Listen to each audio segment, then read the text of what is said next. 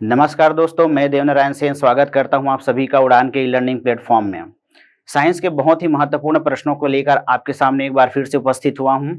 आगे बढ़ने से पहले आप लोगों के लिए एक महत्वपूर्ण जानकारी है। छात्रावास अधीक्षक के कुल 500 पदों के लिए कक्षाएं आरंभ हो चुकी है। हमारे हेड ऑफिस में जो समय रहेगा 7:30 से 10:30 बजे तक का है, सुबह का समय है। वहीं सिटी प्लाजा वाली ब्रांच में समय जो है 5:30 से 8:30 बजे तक का है। रजिस्ट्रेशन ओपन हो चुका है। आप जो है अधिक जानकारी के लिए दिए गए नंबरों पर संपर्क कर सकते हैं। चलिए अपने प्रश्न की तरफ आगे बढ़ते हैं। आज का हमारा पहला प्रश्न है, निम्नलिखित कथनों पर विचार कीजिए। कथन पहला है, प्रकाश वर्ष वह दूरी है जो प्रकाश द्वारा निर्वात में 1 वर्ष में पूरी की जाती है। यह लगभग 9.5 ट्रिलियन किलोमीटर होती है। यहाँ पर जो दोनों कथन दिया गया है, ये दोनों कथन जो है सही हैं। अगर हम बात करें प्रकाश के बारे में, तो प्रकाश जो होता है एक प्रकार का विद्युत चुंबकीय विकिरण है जो निर्वात में ट्रेवल करता है। निर्वात या वैक्यूम का मतलब क्या होता है? ऐसा स्थान जहां पर हवा भी नहीं है, तो ऐसे स्थान पर जो है हमारा प्रकाश ट्रेवल करता है। तो इसके हिसाब से हमारा जो आंसर हो जाएगा ऑप्शन सी 1 और 2 दोनों हो जाएगा करेक्ट। चलिए अगले प्रश्न की तरफ बढ़ते हैं। अगला प्रश्न है हमारा, कथन और कारण दिया है। कथन ए है, लंबे समय तक उपयोग के बाद पुलों को असुरक्षित घोषित कर दिया जाता है। कारण है, समय के साथ पुलों की जो प्रत्यास्थता जो होती है, इलास्टिसिटी, वो शक्ति घट जाती है। यहां पर बहुत ही सरल सा प्रश्न है। कथन और कारण जो है दोनों सही हैं और आर जो है एक ही सही व्याख्या करता है। इस प्रकार से हमारा जो आंसर हो जाएगा ऑप्शन ए करेक्ट हो जाएगा। चलिए अगले प्रश्न की तरफ बढ़ते हैं। अगला प्रश्न है, ग्रहों की सतह से गैसें पलायन कर जाती है क्योंकि ये पलायन वेग प्राप्त कर लेती है। पलायन वेग का मान किस पर निर्भर करता है? देखिए पलायन वेग क्या होता है? Escape velocity. एस्केप वेलोसिटी की अगर बात करें तो कोई पदार्थ जब पृथ्वी की सतह से ऊपर उठता है तो वो इतना वेग प्राप्त कर लेता है कि वो वापस जो है पृथ्वी पर नहीं आता है, तो इसको हम एस्केप वेलोसिटी या पलायन वेग कहते हैं। यहां पर जो है ऑप्शन में देखते हैं, ग्रह के द्रव्यमान पर निर्भर करता है, बिल्कुल करेक्ट है। पलायन करने वाले पदार्थ के द्रव्यमान पर यह डिपेंड नहीं करता है। अगर हम ग्रह के तापमान के बारे में बात करें तो टेम्परेचर इस पर कोई भी प्रभाव नहीं डालता है। ग्रह की त्रिज्या जो है इसको प्रभावित करती है। इस तरह से दिए गए ऑप्शन में हमारा 1 और 4 जो है सही विकल्प होगा। कहां पर दिया है? तो ऑप्शन सी पर हमारा सही आंसर दिया गया है। इस तरह से ऑप्शन सी करेक्ट आंसर हो जाएगा। अगला प्रश्न देखते हैं। अगला प्रश्न है, निम्नलिखित कथनों पर विचार करना है। पहला कथन क्या है? सभी रासायनिक अभिक्रियाओं में ऊर्जा में परिवर्तन होता है। बिल्कुल सही कथन है। कोई भी रासायनिक अभिक्रिया जब होता है तो उसमें ऊर्जा में कुछ न कुछ परिवर्तन जो है जरूर होता है। दूसरा है, सभी रासायनिक अभिक्रियाओं के लिए ऊर्जा की आवश्यकता होती है। तो सभी रासायनिक अभिक्रियाओं के लिए ऊर्जा की आवश्यकता हो ऐसा जरूरी नहीं है। अगर हम देखें तीसरा कथन, ऊष्माक्षेपी अभिक्रियाओं में ताप मुक्त होता है। यहां पर हम 2 प्रकार के अभिक्रिया पढ़ते हैं। एक पढ़ते हैं ऊष्माक्षेपी, जिसमें ऊर्जा जो है मुक्त होती है, और एक होती है ऊष्माशोषी, जिसमें ऊष्मा जो है क्या होती है? अवशोषित होती है। तो यहां पर जो हमारा कथन है तीसरा, ये भी सही है। तो तीनों कथनों पर अगर हम देखा जाए तो पहला कथन और तीसरा कथन यहां सही हो जाएगा। इस तरह से हमारा आंसर होगा ऑप्शन नंबर बी 1 और 3 करेक्ट हो जाएगा। अगले प्रश्न की तरफ बढ़ते हैं। अगला प्रश्न है, विद्युत बल्बों में सामान्यतः निष्क्रिय नाइट्रोजन और आर्गन गैसों का प्रयोग किया जाता है। यह किसके लिए किया जाता है? तो निष्क्रिय नाइट्रोजन और आर्गन जो होता है फिलामेंट के जो लाइफ स्पैन होता है उसको बढ़ा देता है। जो टंगस्टन जो होता है, बल्ब के फिलामेंट में टंगस्टन का यूज किया जाता है जनरली, इसके लाइफ को ये क्या कर देता है, इंक्रीज कर देता है। बहुत लंबे समय तक ये है जो है वहां पर टिक पाता है। तो यहां पर हमारा सही आंसर हो जाएगा तंतु या फिलामेंट का जीवन बढ़ाने के लिए। चलिए अगले प्रश्न की तरफ बढ़ते हैं। अगला प्रश्न है, भारत में जैविक डीजल के उत्पादन के लिए जेट्रोफा, जिसको हम लोग रतन जोत के नाम से जानते हैं, अलावा पोनगामिया पिनाटा को भी क्यों उत्तम विकल्प माना जाता है? ये जो पोनगामिया पिनाटा जो है ये कुछ और नहीं, जो हमारा करंज का जो पेड़ होता है, जिसको छत्तीसगढ़ी में हम लोग करन पेड़ बोलते हैं, ये पोनगामिया पिनाटा कहलाता है। ऑप्शन में देखते हैं। पहला जो है कथन है, भारत के अधिकांश शुष्क क्षेत्रों में पोनगामिया पिनाटा प्राकृतिक रूप से उगता है। तो ये जो पहला कथन है ये गलत है। दूसरा जो है, पोनगामिया पिनाटा के बीजों में लिपिड का अंश बहुत मात्रा में होता है, जिसमें लगभग आधा ओलेइक अम्ल होता है। तो ये दूसरा कथन है ये करेक्ट है। एक और दो कथन में सही कौन सा है? तो केवल दूसरा कथन। इस तरह से हमारा आंसर हो जाएगा ऑप्शन बी, केवल 2। चलिए अगले प्रश्न की तरफ बढ़ते हैं। हमारा अगला प्रश्न है, टमाटर के बीज रहित फल का उत्पादन संभव है? आजकल हम लोग बीज रहित फलों के उत्पादन को ज्यादा महत्व दे रहे हैं, जिसमें अनावश्यक जो चीजें है उसको हटा दिया जाता है। यहां पर टमाटर के बीज रहित फल का उत्पादन जो है पुष्पों पर हार्मोन छिड़कने से किया जा सकता है। जैसे कि मैं बात करूं, पादप हार्मोन जो है 5 से 7 प्रकार के होते हैं। मेनली अगर हम बात करें जैसे जिब्रेलिन के बारे में, तो जिब्रेलिन जो होता है फलों से बीज को हटाने के लिए कार्य करता है, या बीज रहित फलों को प्राप्त करने के लिए हम लोग जिब्रेलिन का यूज जो है करते हैं। बीज रहित फल। इसी तरह से अगर देखा जाए तो फलों को पकाने के लिए हम एथिलीन का यूज करते हैं। पेड़ पौधों को पतझड़ प्रेरित करने के लिए हम लोग एब्सिसिक अम्ल का प्रयोग करते हैं। तो ये सब जो है पादप हार्मोन कहलाता है। यहां पर ऑप्शन सी जो है हमारा करेक्ट हो जाएगा। चलिए आगे बढ़ते हैं अगले प्रश्न की तरफ। अगला प्रश्न है, गुणसूत्र क्रोमोसोम जो मानवों में किसी स्वस्थ नर पुरुष शिशु के जन्म को निर्धारित करते हैं, वो कौन से कंडीशन होने पर उत्पन्न होता है? यहां पर नर या पुरुष शिशु के जन्म के बारे में बात हो रही है। हम सब जानते हैं कि गुणसूत्र जो होता है एक कोशिका में 23 के जोड़ी में होता है, जिसमें अगर हम बात करें 1 से 22 जोड़े के बारे में, तो ये जो है हमारे शरीर के वृद्धि और विकास को क्या करते हैं? नियंत्रित करते हैं। वही अगर हम बात करें 23वां जोड़ा के बारे में, तो 23वां जोड़ा जो होता है लिंग गुणसूत्र का होता है, और यही जो है लड़की और लड़का होने को डिसाइड करता है। अगर हम बात करें 23वां जोड़े गुणसूत्र के बारे में, तो नर में हम इसे दर्शाते हैं XY से, और मादा में हम इसको दर्शाते हैं XX से। तो जब फर्टिलाइजेशन प्रोसेस होता है उस समय नर जो गुणसूत्र है और मादा जो गुणसूत्र है वो एक निश्चित अनुपात में मिलता है। दोनों के गुणसूत्र XY और XX जब आपस में मिलेंगे तो यहां पर कुछ रेशियो जो है हमें प्राप्त होता है।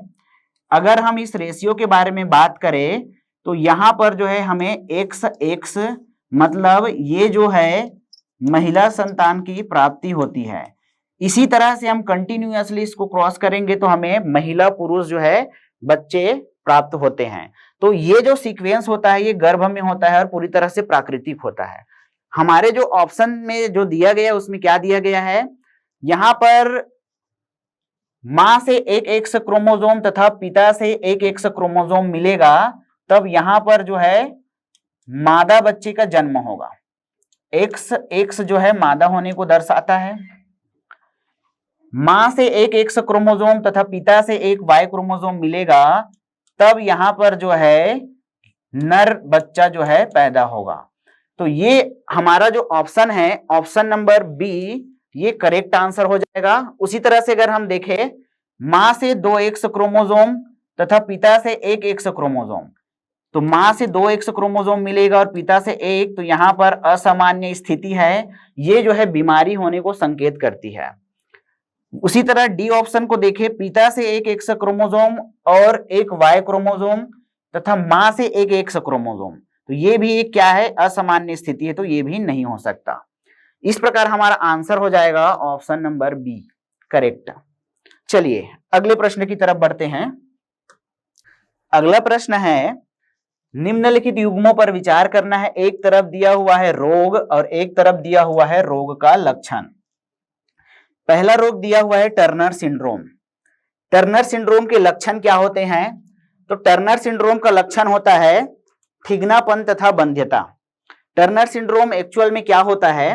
तो जैसे अगर हम बात करें मादा शरीर में लिंग गुणसूत्र के बारे में अगर हम देखें, तो 23वां जोड़ा जो होता है लिंग गुणसूत्र का होता है, जिसको हम दर्शाते हैं 22 प्लस एक्स, 22 प्लस एक्स।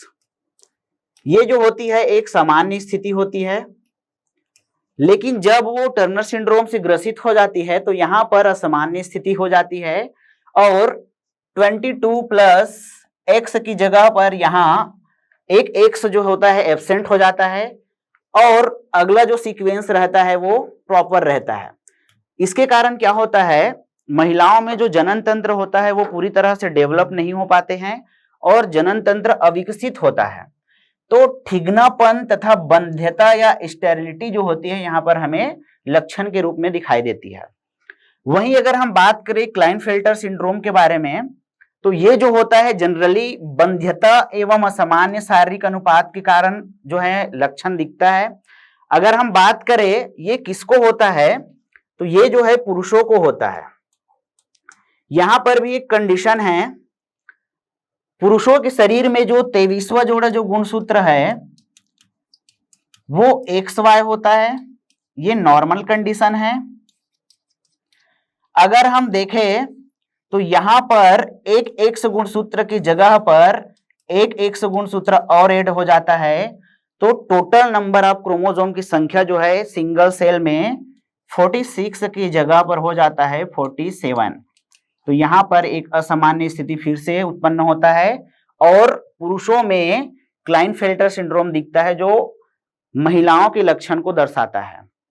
अगर हम बात करें डाउन सिंड्रोम के बारे में, तो डाउन सिंड्रोम क्या होता है, तो ये 21वें जोड़े जो गुणसूत्र है वहां पर एक एक्स गुणसूत्र का अतिरिक्त मात्रा में ऐड होने को दर्शाता है। इसमें क्या होता है, तो ग्रोथ जो होता है वो धीमे हो जाती है और चेहरे का जो आकार होता है उसमें परिवर्तन हो जाता है। इस तरह से अगर हम देखें तो रोग और रोग के लक्षण के हिसाब से हमारा जो ऑप्शन होगा सही, ऑप्शन डी करेक्ट हो जाएगा। तीनों जो है सीक्वेंस सही है। चलिए अगले प्रश्न की तरफ बढ़ते हैं। अगला प्रश्न है, मानव शरीर के संदर्भ में निम्नलिखित कथनों पर विचार करना है। पहला कथन क्या है, किसी व्यक्ति द्वारा व्यायाम करने पर सोमेटोट्रोपिन हार्मोन का जो है उत्पादन होता है। सोमेटोट्रोपिन हार्मोन, इसी को हम लोग बोलते हैं ग्रोथ हार्मोन या STH। ये जो है व्यायाम करने पर हमारे शरीर में सीक्रेट होता है, ये करेक्ट है। अगर वहीं हम देखें पुरुषों की अंड ग्रंथियां प्रोजेस्टेरॉन उत्पन्न करती है, तो प्रोजेस्टेरॉन फीमेल हार्मोन होता है, एस्ट्रोजन और प्रोजेस्टेरॉन ये फीमेल हार्मोन है। तो ये जो कथन है वो क्या हो जाएगा, गलत हो जाएगा। अगर हम बात करें तीसरे कथन के बारे में, महिलाओं की अधिवृक्क ग्रंथियां टेस्टोस्टेरॉन स्रावित करती है, तो टेस्टोस्टेरॉन भी यहाँ पर मेल हार्मोन है, एंड्रोजन और टेस्टोस्टेरॉन, इस तरह से ये भी कथन हमारा गलत हो जाएगा। चौथा कथन क्या है, प्रतिबल के कारण अधिवृक्क ग्रंथियों से सामान्य तुलना में बहुत ही कम मात्रा में कॉर्टिसोल मोचित होता है। तो ये वाला जो ऑप्शन है हमारा करेक्ट है। इस तरह से अगर हम देखें तो दोनों चारों कथनों में कथन 1 और 4 सही हैं। इस तरह से ऑप्शन डी जो है हमारा करेक्ट आंसर हो जाएगा। चलिए अगले प्रश्न की तरफ बढ़ते हैं। अगला प्रश्न है हमारा, कौन से कथन जो है एड्स से संबंधित है। कथन देखते हैं। ए, एड्स से संबंधित वायरस HIV एक रेट्रोवायरस है। रेट्रोवायरस जो है एक्चुअल में एक फैमिली से संबंधित है और इसमें बहुत सारे वायरस के टाइप्स है। आप इसको कुल के नाम से जान सकते हो, रेट्रोवायरस। अगर हम बात करें इस रोग के कारण लसिका ग्रंथियों में सूजन हो जाती है, तो ये जो है दूसरा पॉइंट जो है गलत है। इस रोग में रुधिर पट्टिकाओं की संख्या में कमी आ जाती है, तो सी ऑप्शन भी गलत है। उपरोक्त सभी तो होगा ही नहीं। तो यहां पर अगर हम बात करें ऑप्शन ए जो है वो करेक्ट हो जाएगा। एड्स जो होता है एक रेट्रोवायरस फैमिली से है। चलिए अगले प्रश्न की तरफ बढ़ते हैं। अगला प्रश्न है हमारा, निम्न कथनों पर विचार करना है। हमें बताना है ये जो 4 कथन दिया हुआ है इनमें से सत्य कौन सा नहीं है। पढ़ते हैं। पहला जो कथन है, सुनहरा धान एवं पपीता में मुख्य रूप से विटामिन ए पाया जाता है। सुनहरा धान और पपीता में, तो यहां पर जो है सुनहरा धान जो है इसमें मुख्य रूप से विटामिन ए नहीं पाया जाता है। भाई धान जो होता है कार्बोहाइड्रेट का उच्च स्रोत होता है। हमारा ये जो कथन है ये गलत हो जाएगा यहाँ पर। दूसरा कथन की अगर हम बात करें, थायमिन की कमी से बेरी बेरी रोग होता है, विटामिन B1 या थायमिन, ये जो है करेक्ट ऑप्शन हो जाएगा हमारा। तीसरा कथन पढ़ते हैं, विटामिन सी की कमी का प्रमुख लक्षण मसूड़े का फूलना है। यहां पर ऑप्शन सी भी करेक्ट है। ऑप्शन जो 4th नंबर है उसके बारे में अगर हम बात करें, विटामिन ई की अधिकता से जनन शक्ति में कमी आती है, तो ये वाला जो पॉइंट है ये भी हमारा क्या है, सही है। इस तरह से कथन 2, 3 और 4 हमारा सही है। तो हमारा आंसर हो जाएगा option C 2, 3, 4 is correct answer. चलिए अगले प्रश्न की तरफ बढ़ते हैं। अगला प्रश्न है हमारा, सूची 1 को सूची 2 के साथ सुमेलित करना है और पुट का प्रयोग करके सही उत्तर हमें बताना है। सूची 1 में दिया हुआ है हड्डी बोन्स के बारे में, सूची 2 में दिया हुआ है उनका नाम, हमें मैच करना है कौन से हड्डी को किस नाम से बुलाया जाता है। चलिए उरोस्थी या ब्रेस्ट बोन के बारे में अगर हम बात करें तो ब्रेस्ट बोन कौन सा होता है, जो हमारे चेस्ट के बीचों बीच मौजूद होता है।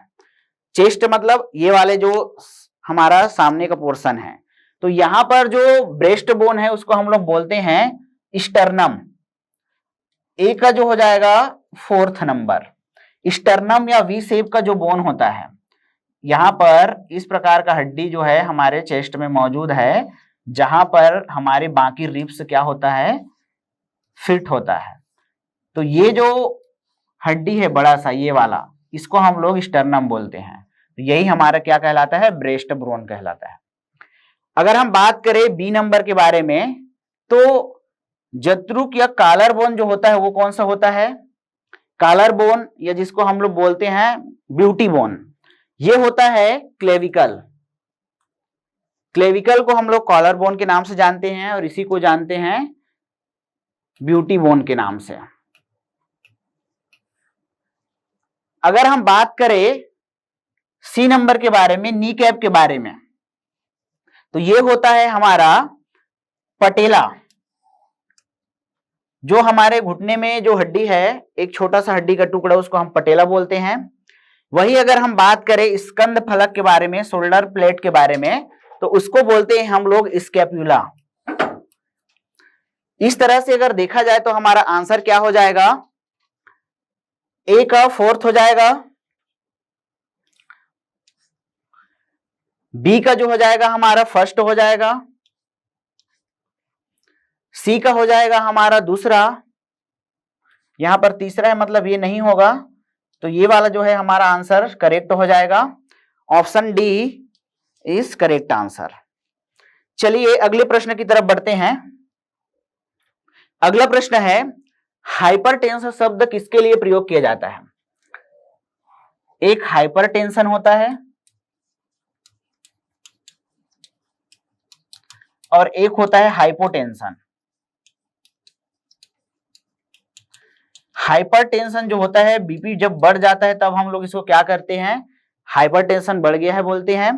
हाइपोटेंशन मतलब जो होता है बीपी जब डाउन हो जाता है, बीपी ब्लड प्रेशर को कहा जाता है। इस तरह से अगर हम बात करें तो यहां पर जो हो जाएगा हमारा आंसर डी, रक्तचाप चाप बढ़ने के लिए। इस तरह से आज के सीरीज का हमारा ये लास्ट प्रश्न था। मिलते हैं अगले सीरीज में, तब तक के लिए धन्यवाद।